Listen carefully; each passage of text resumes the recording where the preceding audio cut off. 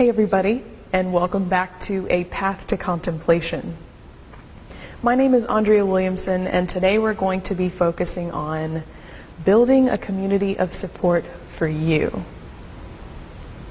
This is an exciting topic for me because it is one I know will be extremely beneficial to you. But before we get started, I'm feeling the need to breathe with you and pray with you. So wherever you are, just go ahead and get into a comfortable place so that you can relax yourselves to start taking some easy breaths.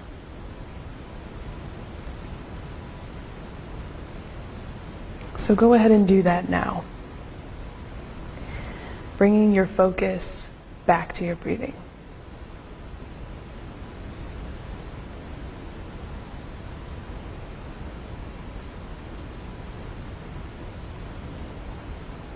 And we'll take our first deep breath right here.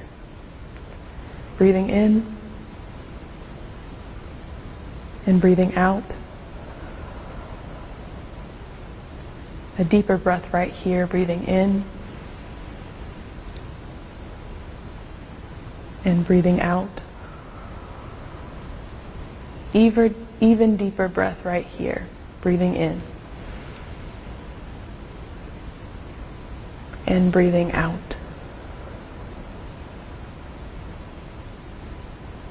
Continue in that way as we pray together.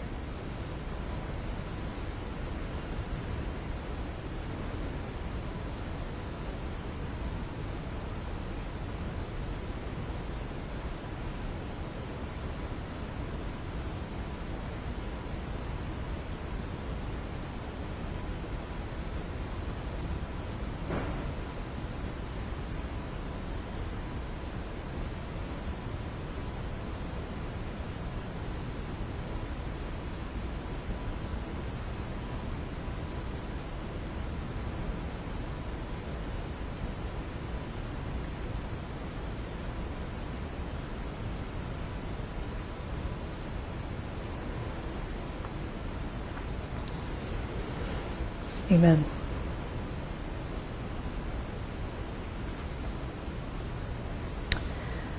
So as we move into our focus for today, I want to bring your attention to two metaphors. So as you spend time thinking about your community of support, who you are, what you need, I want you to think about a plant and a garden as your metaphor. Plant and a garden. And as you're thinking about those, I want to also invite you to think about what is needed through this plant or through this garden's lifetime. And even just through the seasons of a year.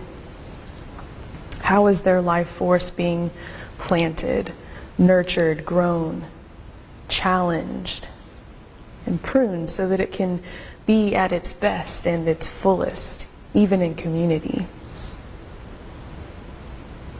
So as you're thinking about this within and outside the metaphor, I want to remind you that there is valuable information for you to think about in the previous videos of this section. And that can help you begin to get a sense of who might be a part of your community or what your community of support might look like.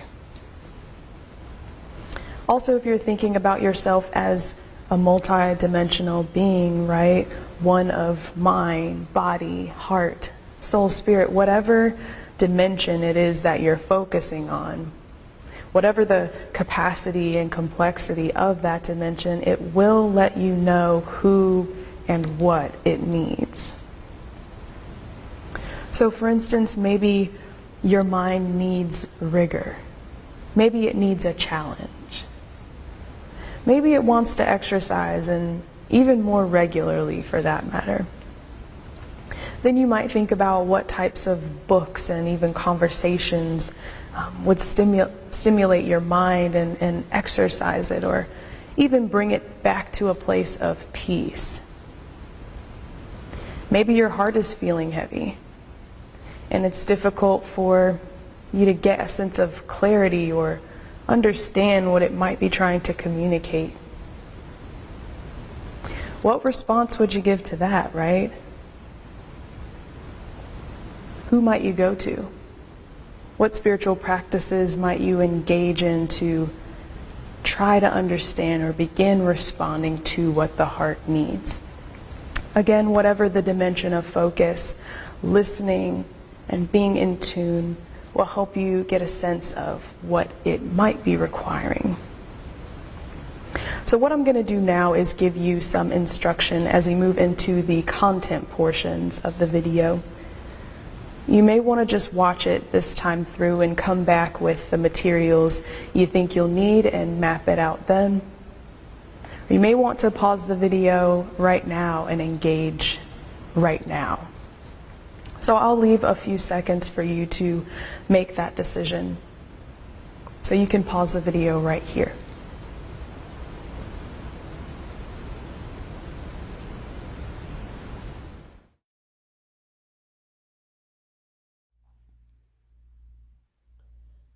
When I think about these words and I think back over my life, I hear them speaking to me in so many different ways. I would encourage you at some point to look up different definitions for each of these words. But I'll also share with you some of my thoughts. So let's start with callings. When I think about callings, I think about the many different ways I've noticed them. Through different voices, thoughts, ideas, symbols, words, and phrases that have called out to me at different points in my life, guiding me in a particular direction, drawing me nearer to someone or something for different reasons. My vocational callings have been speaking to me, however, from a very early age, and have served as sort of a beginning point to helping me identify different parts of who I am. When I think about this more deeply, I like to think about my soul, my spirit as fertile ground, as soil receiving those callings as seeds that have been and are still being scattered.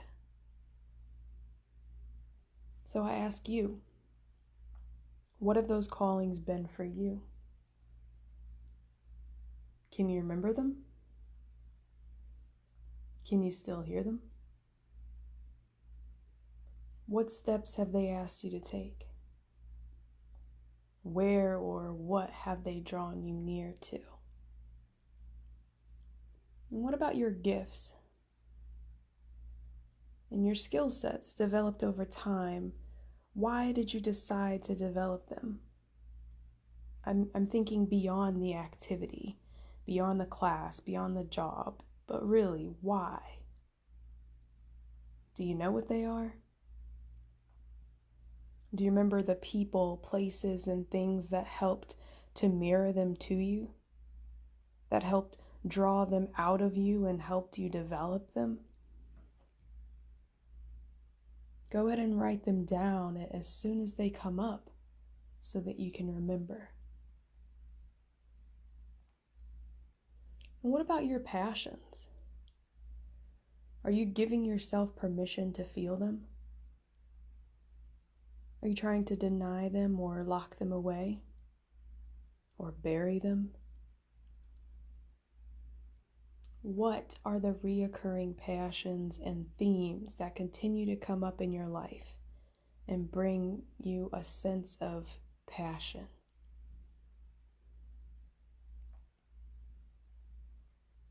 Now, how about your purpose?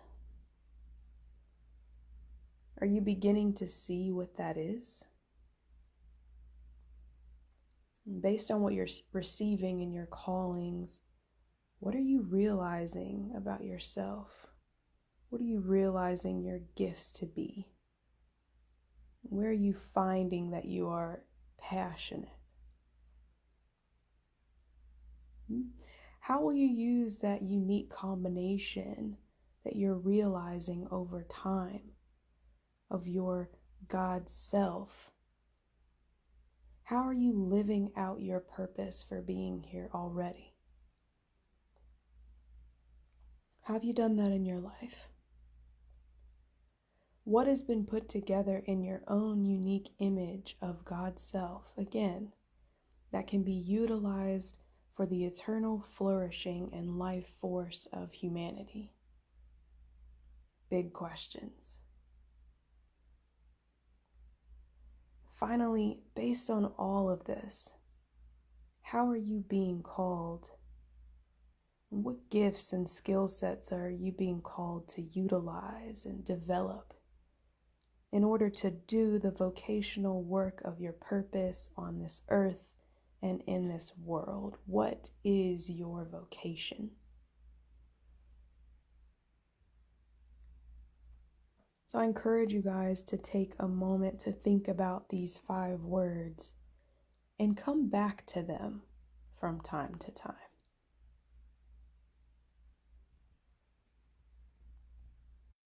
I want to bring you back to a slide from our first exercise in this section of getting to know the self.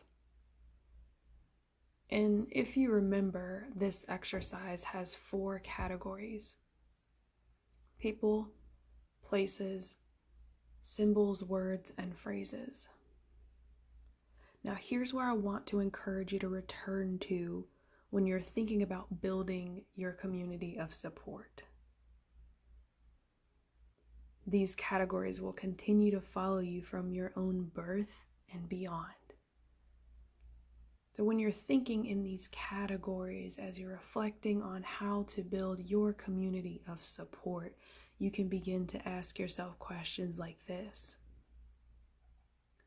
who and what will help you move deeper into an awareness and understanding of your callings, your gifts, your purpose, your passion, your vocation?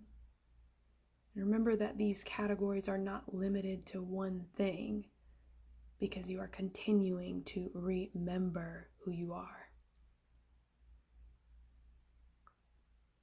Other questions I think are helpful.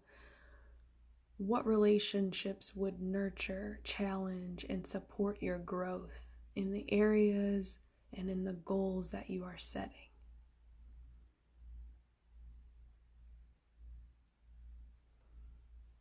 Another one here. Is there anything based on people, places, and things you've experienced that is still keeping you bound or blocking your growth? Is there a part of you that has been or is being hidden or locked away? Are there any wounds that you're still speaking from and living in or living from? Now, on a piece of paper, I want you to create a list of communities that you've learned from, that have supported your growth. Now, for me, that looks like a host of churches, family members, conferences, organizations, schools, and even jobs. So think back. What does that look like for you?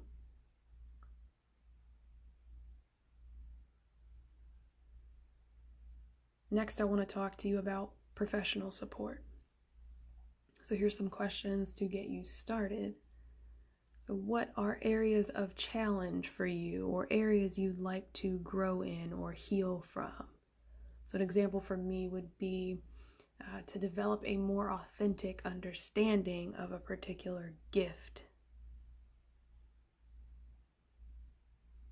Okay, so when you're thinking about professional support, here's another question: who and what can you identify that could be a beneficial and supportive resource for you in that area, in the area you'd like to grow in or heal from?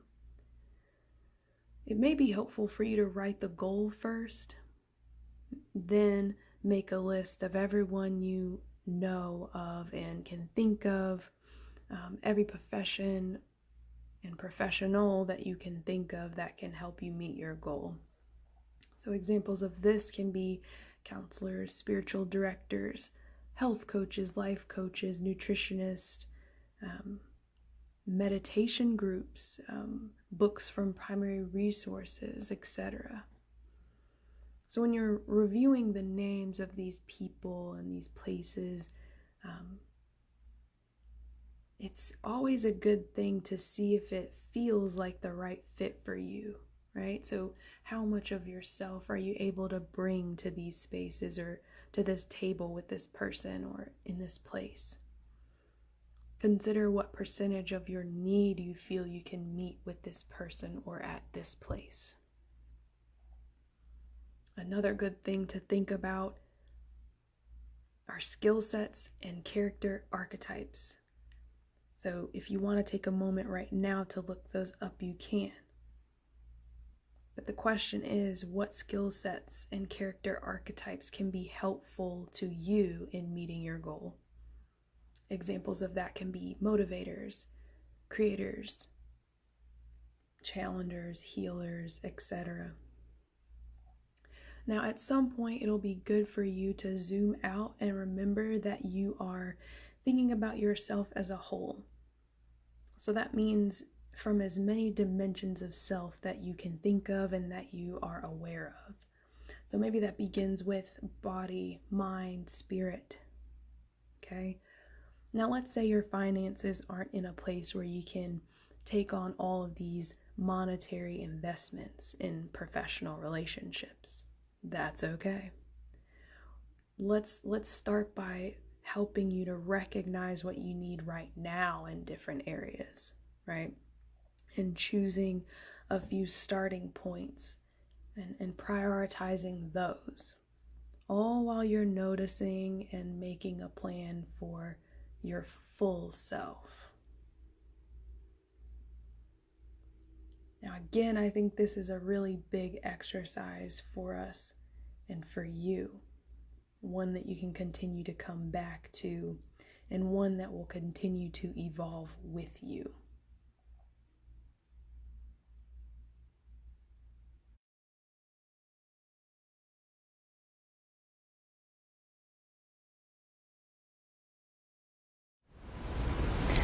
All right, everybody, we are wrapping up our time for today. I think you might start to see why this section is the most demanding and even challenging, because it's requiring that you move closer to and deeper inside your center, giving a closer look at you, returning to and finding you, listening to you, healing and loving you.